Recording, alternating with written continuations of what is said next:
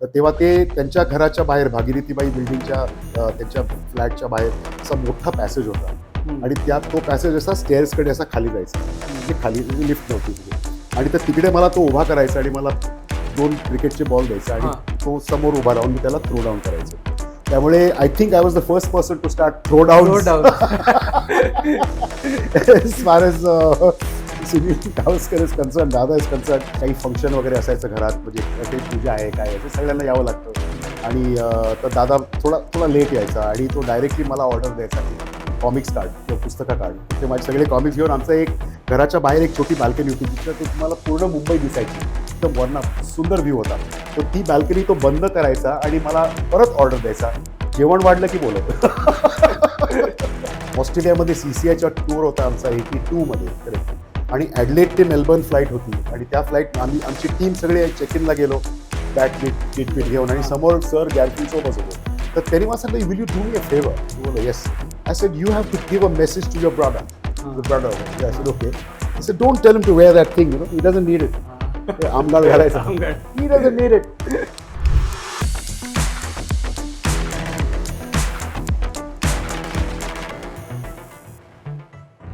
नमस्कार नमस्कार नमस्कार. होय, आज वीकली कट्टा वेगळ्या स्वरूपाचा आहे. त्याचं कारणही तसंच आहे. ओरिजिनल लिटिल मास्टर ज्यांना आपण म्हणतो, सुनील गावस्कर, त्यांची 75वी होतीये 10 जुलैला, आणि म्हणजेच भारतीय क्रिकेटची सुद्धा 75वी होतीये. इतकं ते समानार्थी आहे. तर तोच वाढदिवस, तोच उत्सव, तोच भारतीय क्रिकेटच्या फॅन्सचा साजरा करण्यासाठी आज स्पोर्ट्स कट्टावरती तसेच स्पेशल गेस्ट आलेले आहेत.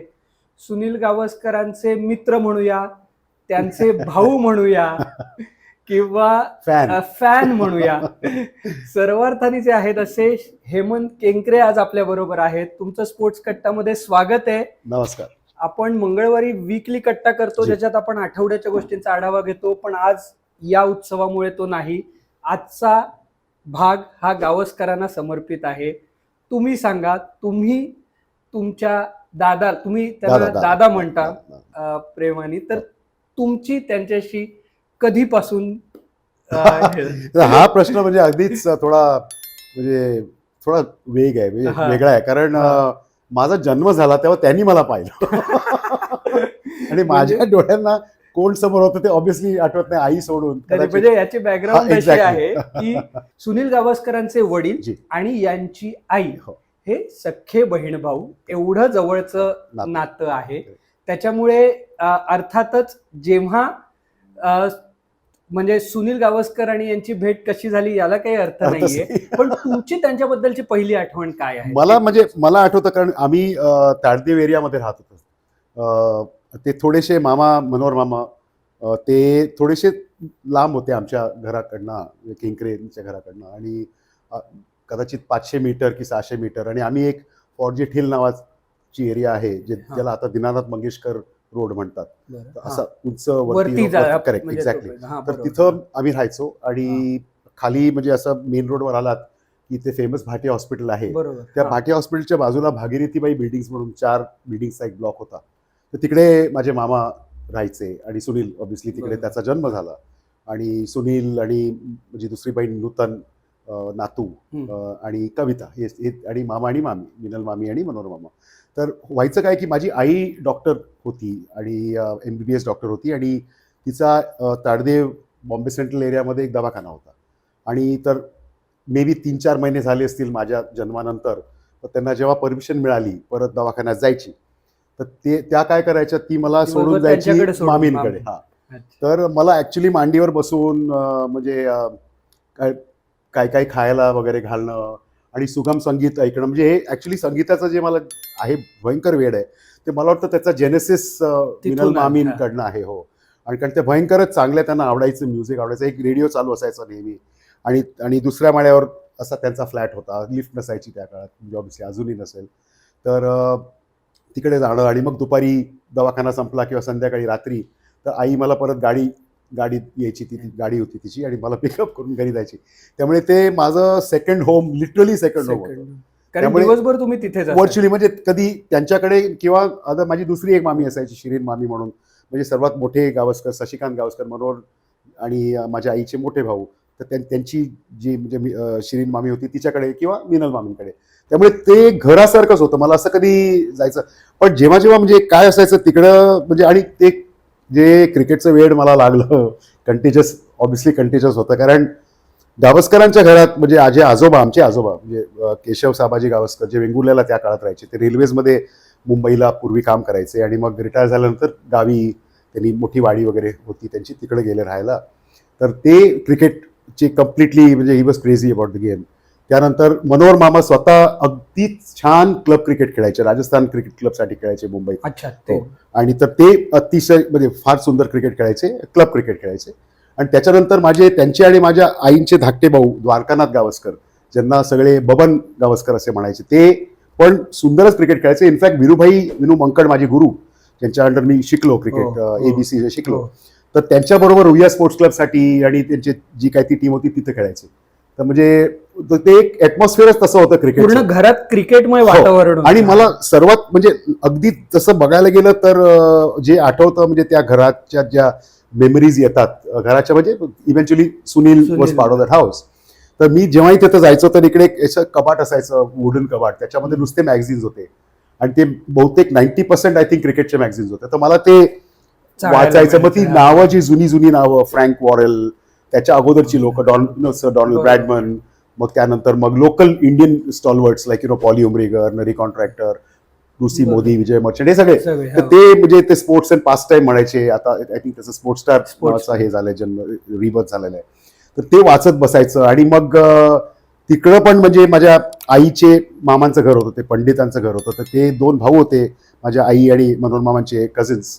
तर ते दोघं पण टोटली क्रिकेट क्रेझी होते. तर ते एक ॲटमॉस्फिअर तसं होतं.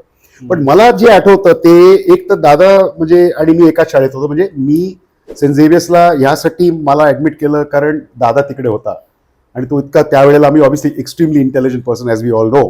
तर त्याचं जे the way he use to म्हणजे बिहेव वगैरे, तर everybody in the house was extremely obviously impressed. तर ते एक माझ्या आईने सांगितलं, नाही मी हेमंतला सेंट झेवियर्समध्ये टाकेन, आणि मला तिकडे लकीली ऍडमिशन मिळाली. आणि मग तिकडे मग शाळेत म्हणजे मी कदाचित 1ली, 2री, 3रीत असताना त्याला बघायचो, तो प्रिफेक्ट होता, मला वाटतं अजून आठवतं, ते मॉनिटर काय म्हणतात तसा होता. आणि मॅचेस तिकडे प्रॅक्टिस करायला, अगदी दुरीत मेमरी आहे ऑब्व्हियसली मला, बरोबर, त्या वयात काय आठवणार. पण मला एक गोष्ट आठवते की जेव्हा पण मी त्या घरात जायचो तेव्हा तो यायचा मॅच खेळून, ती बॅग असायची छोटीशी. त्या काळात इव्हन टेस्ट क्रिकेटर्स पण छोट्या बॅग येतच, ते आजकालचं जसं लगेज व्हॅन, त्याला मी लगेज व्हॅन म्हणतो किटपेक्षा, 15 बॅटी आणि व्हॉट एव्हर, ते तसं नव्हतं. एक बॅट घेऊन, एक ग्लव्स, पॅड्स. युजली त्या काळात क्लब क्रिकेटमध्ये, स्कूल कॉलेज क्रिकेटमध्ये टीमचे पॅड्स असायचे, त्यामुळे तुमचे पॅड्स म्हणजे स्वतःचे नसत, व्हेरी रिच पर्सन. आणि म्हणजे सगळे आम्ही मध्यमवर्गीय लोक, मिडल क्लास पीपल, तर सगळं इट वॉज ऑल शेअर्ड. बॅटी ऑफकोर्स बॅट्समन लोक they would prefer their own bat. तर तो यायचा आणि मग ते असे बूट काढायचा आणि ते म्हणजे स्पाइक्सच्या मधनं ते जी घाण म्हणजे डर्ट लागतो मैदानाची, जो मड लागते ते क्लिअर करणं, ते त्या छोट्या छोट्या असे फ्लॅशेस असे आठवतात मला. आणि मग नंतर मला आठवतं म्हणजे त्या वेळेला म्हणजे जरा थोडासा मोठा व्हायला लागलो आणि थोडासा खांद्यात थोडीशी शक्ती यायला लागली, म्हणजे मे बी 7-8 वर्षाचा असेल तेव्हा. तर तेव्हा ते त्यांच्या घराच्या बाहेर, भागीरथीबाई बिल्डिंगच्या त्यांच्या फ्लॅटच्या बाहेर असा मोठा पॅसेज होता आणि त्यात तो पॅसेज असा स्टेअर्सकडे असा खाली जायचा, म्हणजे खाली लिफ्ट नव्हती तिकडे. आणि तर तिकडे मला तो उभा करायचा आणि मला 2 क्रिकेटचे बॉल द्यायचा आणि तो समोर उभा राहून मी त्याला थ्रो डाऊन करायचो. त्यामुळे I think I was the first person to start throw down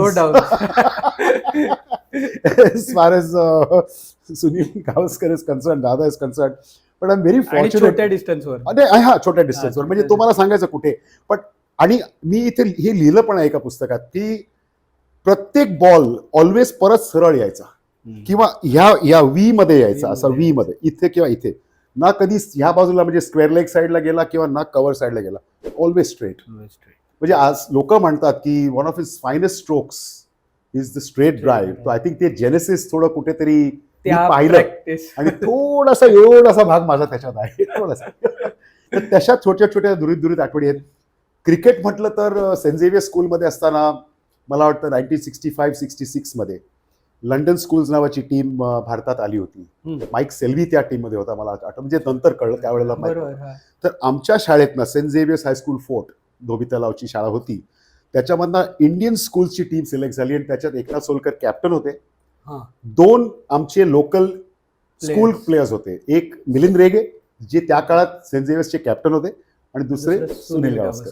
तर आमच्या शाळेने एक दिवस रजा दिली होती, आणि लकीली ती रजा त्याच दिवशी झाली जेव्हा इंडिया बॅटिंग करत होती. इंडियन स्कूल्स बॅटिंग बॅटिंग करत होती, आणि आणि दादानी 100 केले. बरोबर, ब्रॅबन स्टेडियम, तेव्हा वानखेडे नव्हतं, एकच स्टेडियम होतं, स्टेडियम. बरोबर. बॉम्बे जिमखाना पण होता जिथे टेस्ट खेळलेत, पण खेळले. स्टेडियम असं एकच होतं.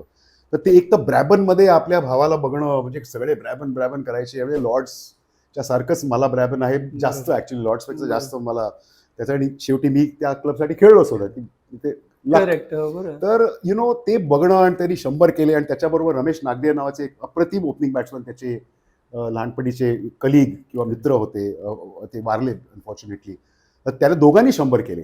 आणि जर ती टीम आज जर तुम्ही बघितली रेट्रोस्पेक्टमध्ये, तर त्या 11 मध्ये Eknath Solkar was the captain, played for India. Sunil Gavaskar played for India. Surendra Amarnath होता, मोहिंदर अमरनाथ होते. मग अशोक गंडोत्रा नावाचे एक लेफ्ट हँडर होते, जे आय थिंक कदाचित बंगालला की कुठे खेळले, दिल्लीला खेळले, ते पण इंडियाला खेळले. प्लस असे चांगले चांगले क्रिकेटर्स त्या काळचे होते. म्हणजे त्या स्कूल मधले बरेचसे जण त्या इंडियन स्कूलची इंडियन टीम स्कूल. 65-66, त्याच्यानंतर 67 मध्ये इंडियन स्कूलची टीम इंग्लंडला गेली. तेव्हा सुनील आणि मिलिंद हे दोघं SSC देऊन पुढे गेले. त्याच्यामध्ये एक स्टोरी आहे, आणि मिलिंद रेगे नेहमी मला सांगतात ती स्टोरी, की सुनीलची आई म्हणजे माझी मामी, त्यांनी त्यांना ह्या दोघांना काय सांगितलं होतं, की तुम्ही 1 वर्ष ब्रेक घ्या, कारण they were certainties to go to England. There was no doubt. एवढे रन्स केले होते सुनीलनी, मिलिंदनी, विकेट्स, रन सगळं, तर देवर 100% सर्टन्टीज. पण मामी नाही म्हणाल्या. त्या म्हणाल्या नथिंग डुईंग, असे अभ्यास पहिला येतो. आणि त्या काळात मला, इफ आय रिमेंबर करेक्टली, म्हणजे जे मला आठवतं, की असं कोणीतरी त्यांना त्या दोघांना सांगितलं, की तुम्हाला जर जायचं इंग्लंडला तर इंडियन टीम मधनं जा, इंडियन स्कूलच्या टीम मधनं जाऊ नका, आणि तुम्ही जाल तर मेहनत करा. तर त्या छोट्या छोट्या गोष्टी आठवतात. मग त्याच्याबरोबर आताचे लोक टीम मध्ये येण्यासाठी एज हे करतात. करेक्ट. इकडे उलट होतं, Correct. की तुम्ही नाही जाता आलं तरी चालेल, पण तुम्ही इंडियन टीम साठी जायचा प्रयत्न करा, स्कूल साठी नाही गेलात तरी चालेल. चालेल. कारण तुम्ही मग जायचंच असलं तुम्हाला, तर मग इंडियन कॅप घालून जा, नॉट इंडियन स्कूलची कॅप. ते आय थिंक कुठेतरी त्यांच्या मनात राहिलं असेल. आणि मी नेहमी म्हणतो, की मिलिंद, म्हणजे मी त्यांना मेंटोर मानतो, ऑलमोस्ट लाईक दादा जसा आहे तसाच, तेवढंच किंवा प्रेम आहे माझं त्याच्यावर. आणि मी म्हणतो, की unfortunately we got a heart attack pretty early. 26 एक वय होतं, आणि that's one of the reasons why मिलिंदचं करिअर थोडंसं पाठी गेलं. पण ही केम बॅक.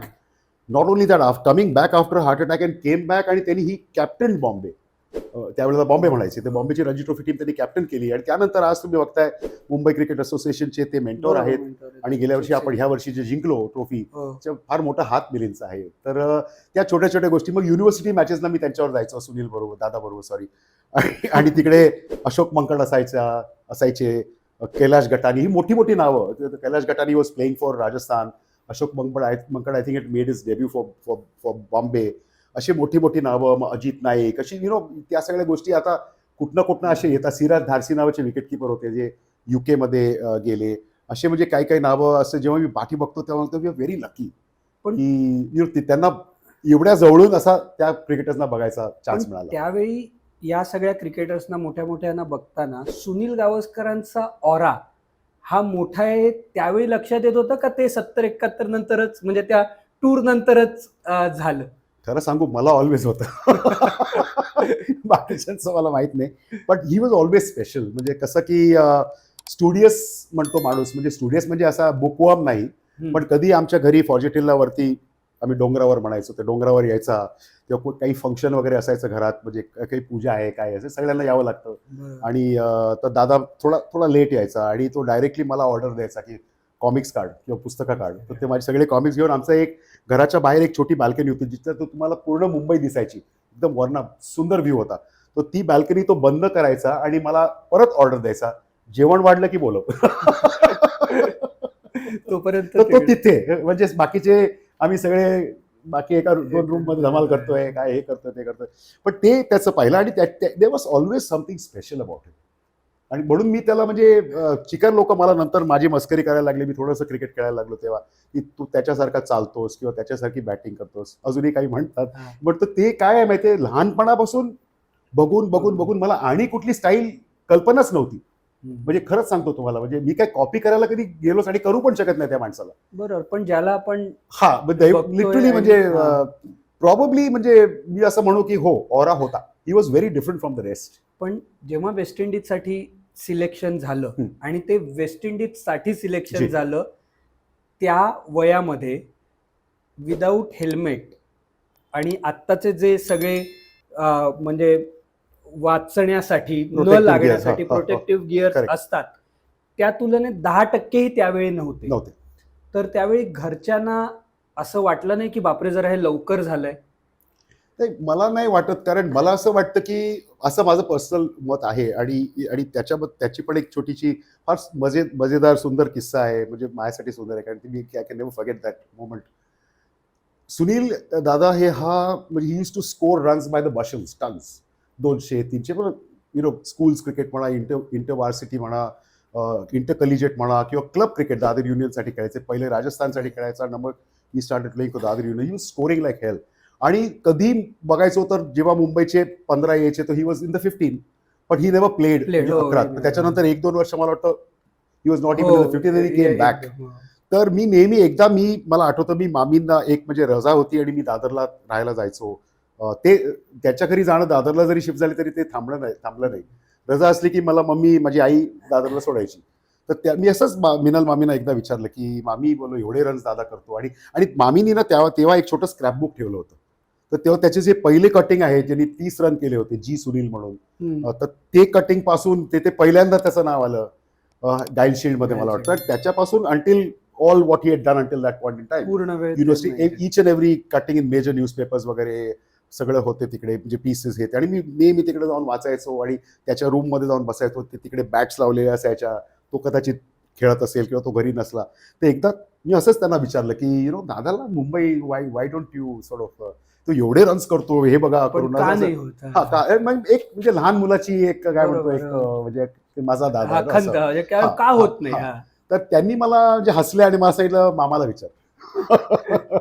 तर मग मामा जेव्हा आले कामावरून, तेव्हा मी परत मनोहर मामाला सेम प्रश्न विचारला की हे का, ते मला आणि रन्स करावे लागतील. म्हणजे असं नाही त्यांनी. आणि कोण असतं तर आजकालच्या जमान्यात मी बघतो, कारण मी याच्यानंतर कोचिंगही केलंय. मी क्रिकेट ऍडमिनिस्ट्रेटर पण होतो सिंगापूर क्रिकेट असोसिएशनमध्ये. चिकार मुलांच्या बरोबर खेळलो. ते आई वडील मुलांना चिकार पुश करतात, ते माझ्या मुलाला घ्या असं. अजून कदाचित भारतातही होत असेल, आय एम नॉट शुअर, पण असं लोक म्हणतात होतं भारतापेक्षा जास्ती कुठेच नाही होत. असेल. मला तेवढी माहिती नाही, पण आम्ही कधी अशा लोकांना उभं करणार नाही. पण CCL असताना पण मी असं कधी कोणाला एनकरेज केलं नव्हतं, कारण if you have talent, you have talent, simple.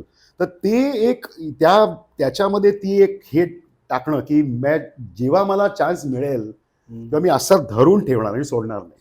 आणि तेच झालं. म्हणजे पहिल्या मॅचला अनफॉर्च्युनेटली कर्नाटका मैसूरच्या अगेन्स्ट, त्यावेळेला मैसूर म्हणायचे, तो फेल झाला. आणि फायनलमध्ये राजस्थानच्या अगेन्स्ट त्यांनी अशोक मंकड बरोबर त्यावेळची फर्स्ट विकेटसाठी हायेस्ट पार्टनरशिप केली होती, 279 इफ आय रिमेंबर करेक्टली. आणि मला वाटतं 116 रन्स केले होते ब्रॅव्हन स्टेडियमला. It was a big game. आणि त्याच्यानंतर मग परत unfortunately next season he didn't play. आणि मग वाडेकर सरांना आजार होता म्हणून ते ती मॅच खेळले नाहीत. आणि मग त्यांनी गुजरातच्या अगेन्स्ट 100 केले आणि मग त्यांनी नेव्हर लुक बॅक. तर काय म्हणायचं म्हणजे ते एक्सपेक्टेड होतंच की he is destined for big things in life. And I still say that today. मी म्हणत होतो की he is the perennial hero. म्हणजे नॉट जस्ट क्रिकेट पण even other walks of life. म्हणजे काम करण्यामध्ये डिलिजन्स, म्हणजे तो निर्लॉनमध्ये काम करायचा, त्याच्या अगोदर ACC मध्ये. He never missed a day of work. He was a superstar, super duper star. Like जे आम्ही फिल्म्समध्ये राजेश खन्नाला जो म्हणतो की the first hero, the greatest superstar, superstar of माझ्यासाठी Sunil Gavaskar is the greatest superstar, irrespective whether I am related to him or not. म्हणजे he was always my hero. तो and always will be my hero. So ते एक मला आठवतं की ती जी त्याच्यामध्ये कला होती, म्हणजे लोकांबरोबर तो. आणि तुम्ही त्याच्याकडे कुठलाही टॉपिक बोला, you talk politics, is not in to politics, but I would say काही त्याला बोला, ही सो वेल रेड. कुठल्याही विषयाबद्दल he has very very sound and very good knowledge. ते तर आपल्याला कॉमेंट्री मधनं दिसतंच, सुद्धा करेक्ट. जाणवतच. पण 71 झाल्यानंतर आणि जेव्हा परत आले, हो. आधीचे SMG आणि नंतरचे SMG याच्यात काही फरक? नाही, तेव्हा म्हणजे 70 आमच्यासाठी तर अजिबात नाही, इव्हन हां. फॅन्ससाठी पण नाही. असं असं म्हणजे मी कधी, कारण काय होतं त्यावेळेला मी म्हणजे त्याच्याबरोबर गाडीतनं त्याला गाडी दिली होती, म्हणजे as I think as a gift. ती 3456 नंबर होता गाडीचा, मला अजून आठवतो. तर आम्ही जेव्हा त्याच्याबरोबर जायचो तेव्हा फॅन्स असायचे, लोक मैदानात कधी तो खेळत असत ACC साठी किंवा दादर युनियनसाठी, तर मी जायचो मॅचेसना त्याच्याबरोबर, म्हणजे इन द सेन्स बसायचो तिकडे. तेव्हा त्याचा जो अप्रोच आहे, काय म्हणतो, लोकांबरोबर, म्हणजे तो तसाच होता जो तो पहिला, जे मला आठवतं before pre the West Indies tour. आणि अजूनही दरवर्षी दादा एक फार सुंदर पार्टी ठेवतो मुंबईमध्ये, जेव्हा तो त्याच्याबरोबर जे गाईलशिल्डला खेळलेले आहेत, म्हणजे आणि जे त्या एरियामध्ये भगीरथीबाई बिल्डिंगमध्ये जे त्या काळात त्याच्याबरोबर तिथं टेनिस बॉल क्रिकेट खेळलेत, त्यांच्यापासून इंटरनॅशनल लेवलपर्यंत सगळ्यांना तो बोलवतो. आणि त्यांच्याबरोबर आणि इट्स इंटरेस्टिंग टू सी की तो जेव्हा त्यांच्या जी त्या भागीरथीबाई बिल्डिंग किंवा त्याच्या जरा पुढे एक एरिया आहे त्याला चिखलवाडी म्हणतात, ती भागीरथीबाई बिल्डिंगच्या पुढे आहे. तर चिखलवाडीची काही मुलं आले किंवा भागीरथीबाई बिल्डिंगची आली किंवा पॉर्जिटेल आमच्या एरियाचे कोणी असो, तो त्यांच्यामध्ये तसाच वागतो जसा मला वाटतं तेव्हा 12, 13, 14 वर्षाचा असून वागत असे. तसाच, म्हणजे त्याच स्टोरीज असतात, त्यात सेम, म्हणजे काय म्हणतो ते प्ले टू, म्हणजे असं काही असं वाटत नाही की आता हा एवढा मोठा आहे आणि असं. अमेझिंग. आय मीन, आणि सिंगापूरला मी राहत होतो तेव्हा पण यायचा तिकडे, आणि मी बघायचो the way he use to sort of interact with local. कोणी बाय चान्स रस्त्यावर ओळखला, म्हणजे त्या काळात इंडियन एवढे नव्हते जेवढे आज आहेत, पण ते चायनीज लोक वगैरे ऑब्व्हियसली ओळखायचे नाहीत, पण समजा बाय चान्स ओळखला तर मग रस्त्यावर थांबून ऑटोग्राफ दे, तर मॅन्डेटरी असतं. आणि आता हे सेल्फीचं क्रेज तेव्हा जे सुरू झालं होतं, तर सेल्फी काढा वगैरे वगैरे अशा गोष्टी तो अगदी प्रेमाने हसत हसत देतो. मला तर कधी चेंज दिसला नाही त्याच्यामध्ये अजूनपर्यंत, तर and I don't think he will ever change that way. पण तुम्ही जाऊन, म्हणजे आता तुम्ही सांगितलं स्कूल मॅचेस किंवा हे, पण तुम्ही त्यांची बघितलेली सगळ्यात चांगली मॅच स्टेडियम मधनं अशी काही आठवण आहे? मला 2 इनिंग्स, म्हणजे मला सर्वात जास्त मला एक इनिंग्स आवडते, जी कदाचित चिकार लोकांना कल्पना नसेल, त्या म्हणजे रेकॉर्डवर आहे. तर त्यांनी कर्नाटकाच्या अगेन्स्ट, आपण 74, 73, 74 मध्ये कर्नाटकच्या अगेन्स्ट हरलो होतो रणजी ट्रॉफी, 14 वर्षाच्या की 15 वर्षाच्या गॅप नंतर हरलो होतो, 15 वर्षाच्या गॅप नंतर. तर त्याच्यानंतर मग ती सेकंड फायनल जी झाली दुसऱ्या वर्षी, ती नवीन वानखेडे स्टेडियमला झाली. आणि मी कर्नाटका क्रिकेटचा मोठा फॅन मुंबईच्या नंतर, म्हणजे my second best team has always been Karnataka. For what reason I don't know, maybe GR Vishwanath असेल. आणि त्या काळात माझा सर्वात मोठा हिरो होता एक बॉलर, त्यांचं नाव होतं इरापळी प्रसन्न.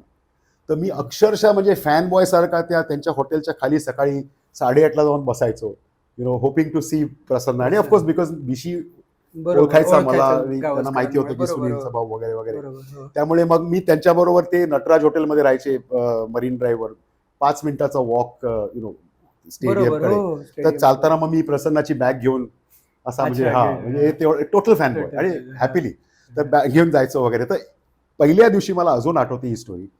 पहिल्या दिवशी मला त्यांनी असं माझ्याकडे बघितलं आणि सांगितलं, who do think will win. तर आता मी आय सेड बॉम्बे, मी सरळ बोललो बॉम्बे. अरे तू यू आर विथ अस, म्हणजे तू आमच्या बरोबर आहेस आणि तू बॉम्बे विल विन. नाही पण काय what you think should happen in the match. तर मी लिटरली हे म्हणालो, ती बिलीव्ह नाही करणार, Bombay will win the match, Sunil Gavaskar will score the highest runs 100 बोललो मी, आणि यू विल गेट 5 विकेट्स. आणि तेच झालं. ओनली सुनीलने 100 केले नाहीत, 96 की 97 नॉट आउट होता. त्याला काहीतरी इंजुरी झाली म्हणून तो आत गेला, आणि मग बॉम्बेचा गोविंदा कोसळायला लागला. आपल्याकडे गोविंदा कसा कोसळतो, तर तो असा थोडा परत आला, आणि ही एन्शुअर्ड की 70-80 रनची लीड आपल्याला फर्स्ट इनिंग मिळाली.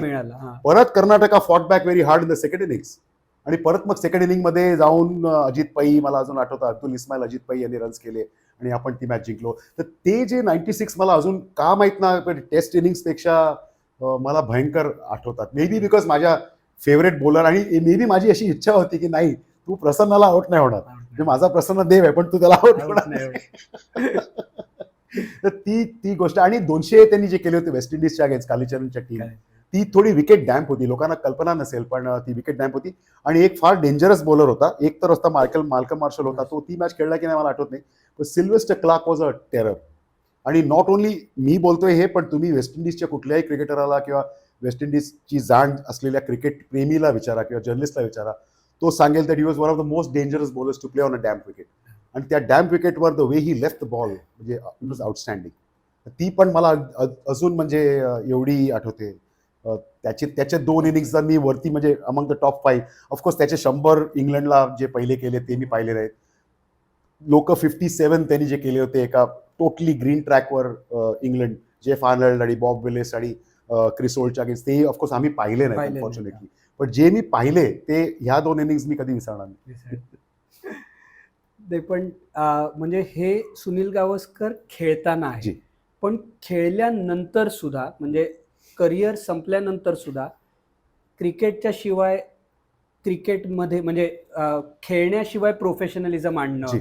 आणि एक स्ट्रक्चर्ड वे मध्ये पुढचं करिअर घडवणं, याचं सुद्धा पहिलं क्रेडिट SMG ना जातं. ऍब्सोल्युटली. तुम्ही जर बघितलं आज कारण तुम्ही दुसऱ्या प्रोफेशनल साईडला तुम्ही जी. नंतर जास्ती होतात, तर Of ती course, पण of साईड course. तुम्ही हो हो मी जास्ती म्हणजे बघितली.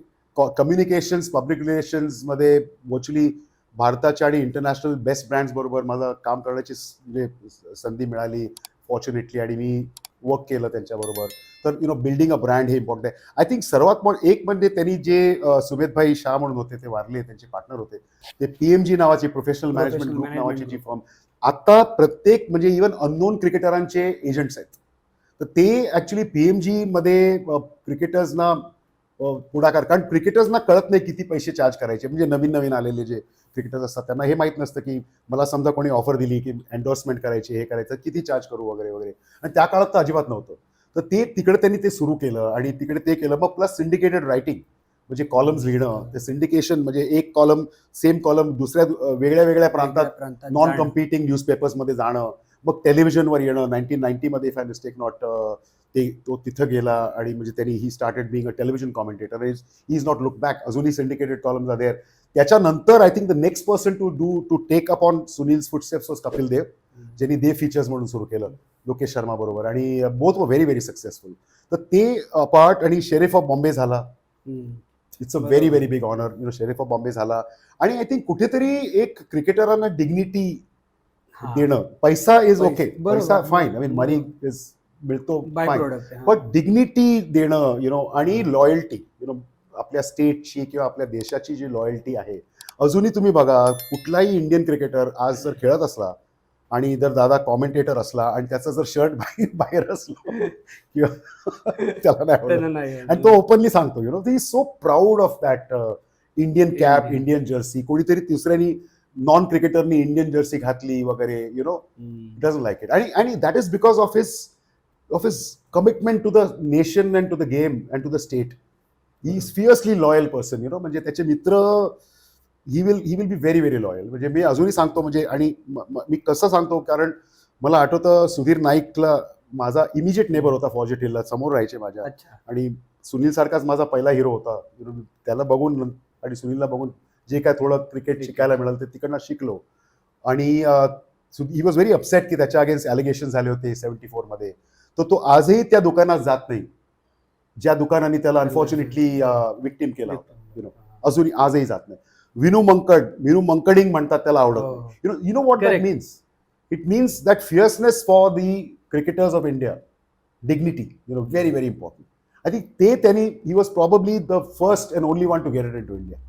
देर are lot of people who say X did it, Y did it, but I think he was the first. मला तरी आठवत नाही कारण मी पण त्याच्यासारखा पावलांनी चालवून, म्हणजे नॉट क्रिकेटिंग लेवल, पण लिहायला लागलो. म्हणजे माझं वाचन त्याच्यामुळे, आणि माझे आई वडील पण वाचायचे त्याच्यामुळे लागलं. तर lot of these things have happened, influence त्यांनी मी झालेलो आहे. पण ही गोष्ट मी त्याच्याबद्दल पाहिलेली आहे की non cricketing, if you take a look at it, सिनियर्सचा आदर करणं. म्हणजे कोणी सिनियर क्रिकेटर आला की he will get up and he will go across and he will, तो त्याचा स्वतःचा स्टेचर बघणार नाही. तो सिनियर क्रिकेटर कदाचित इंडियाला न खेळलेला, बॉम्बेला खेळलेला असेल किंवा क्लबला खेळलेला असेल, त्यांच्यापेक्षा सिनियर वयाने सिनियर, तर तो he will always get up, go and sort of greet that person. That humility is also very important. आणि आय थिंक सर्वात मोठं म्हणजे त्यांनी हल्लीच मी कुठेतरी वाचलं, त्याला एक कुठल्या तरी एका त्या कोविडच्या वेळेला इंटरव्ह्यूजला होतात, तर त्याला कोणीतरी विचारलं की तुला काय मेसेज द्यायचा आहे यंगस्टर्सना, तर त्यांनी एवढाच मेसेज दिला की don't take yourself too seriously. It's a brilliant message. खरं नाही, म्हणजे नॉन प्रोफेशनल म्हणजे जी. नॉन क्रिकेटिंग करिअर नंतर सुद्धा त्यांनी ती डिग्निटी मिळवून देण्यासाठी किंवा Absolutely. प्लेयर्समध्ये प्रोफेशनलिझम आणण्यासाठी माझ्या दृष्टीने ही वॉज दी पायन. He was a pioneer, absolutely. आणि ॲज अ प्रोफेशनल आणि also not to sell yourself short. Not to sell yourself short. म्हणजे त्याला म्हणजे आता फॉर एक्झाम्पल असे काही क्रिकेटर्स होते, आम्ही जेव्हा खेळायचो किंवा माझ्या अगोदर दादांच्या बरोबरचे, they were not very highly educated. Eknath Solkar सारखे brilliant cricketer, great human being, but he did have university degree वगैरे थिंग्स लाईक. अशी चिक्कार क्रिकेटर्स आहेत हू नीड सपोर्ट.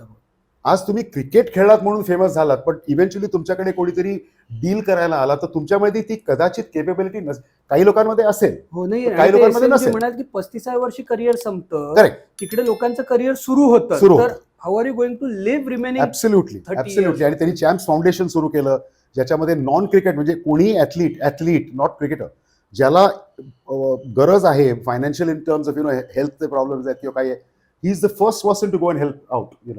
तर ती गोष्ट पण त्यांनी एक इन्स्टिल केलेली आहे. आणि आय होप की पुढच्या जनरेशन्समध्ये जे आज क्रिकेटरना या IPL मुळे गॉड ब्लेस देम फार चांगले, they really extremely well looked after, they are multi millionaires. And if you could take a little bit of a leaf from his book and do something for society like he's been doing, I think it's a great great thing to happen. I hope so.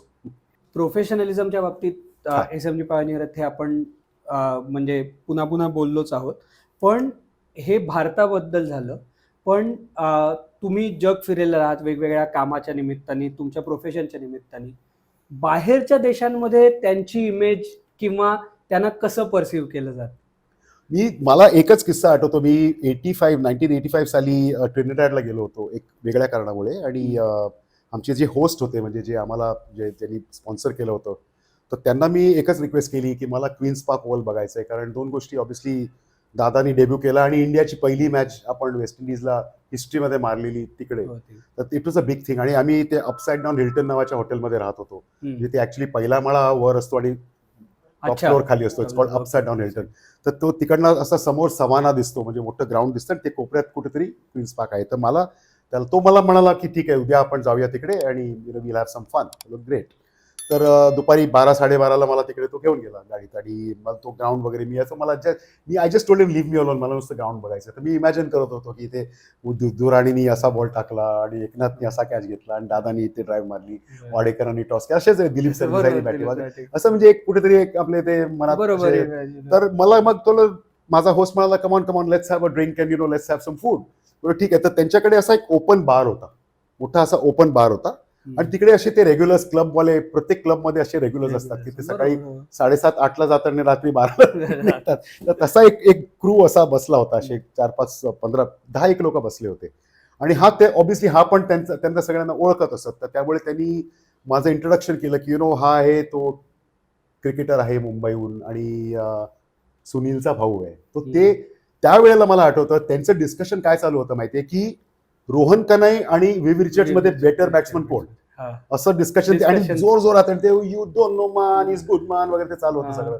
आणि मी आपला हसत होतो की यार ये तो अपने जैसा ही है ना, गावस्कर बरा की विश्वनाथ बरा, लताबाई बरा की आशाबाई बरा, रफी बरा की किशोर, हे स्टँडर्ड प्रॅक्टिस. तर मी आपला हसत होतो मन आणि बघत होतो. सडनली त्यांनी माझी इंट्रोडक्शन केली आणि सांगितलं की मी क्रिकेटर आहे आणि सुनीलचा भाऊ आहे. ते सगळे उठले आणि त्यांनी ग्लासेस असे वर केले आणि सांगितले टू द मास्टर.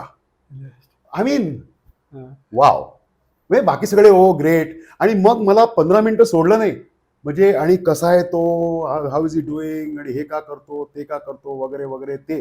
आणि दुसरा इन्सिडेंट मला आठवतो की ऑस्ट्रेलियामध्ये CCIचा टूर होता आमचा 82 मध्ये, करेक्ट.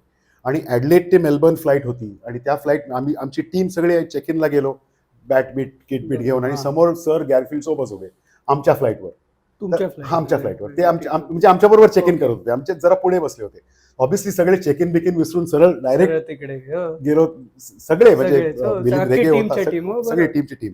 आणि तिकडे किरण आशर नावाचे फार आमचे म्हणजे one of my dearest friends who passed away, बॉम्बेचे विकेट कीपर निर्लॉनला सुनील बरोबर खेळायचे आणि मुंबई आणि स्कूल्स क्रिकेटमध्ये पण he was a brilliant cricketer.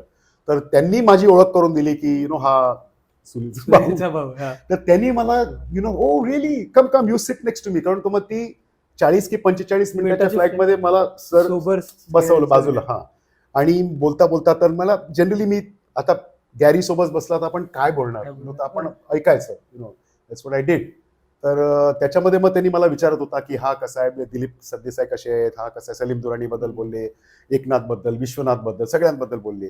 तर नंतर असंच म्हणजे कॅज्युअली मला सांगितलं की आय सेड तुम्ही आता फ्लाईट लँड व्हायला आली होती, तर त्यांनी मला सांगितलं will you do me a favour. बोललो yes. I said you have to give a message to your brother. I said okay. He said, don't tell him to wear that thing, he doesn't need it. आमगाड घालायचा. He doesn't need it.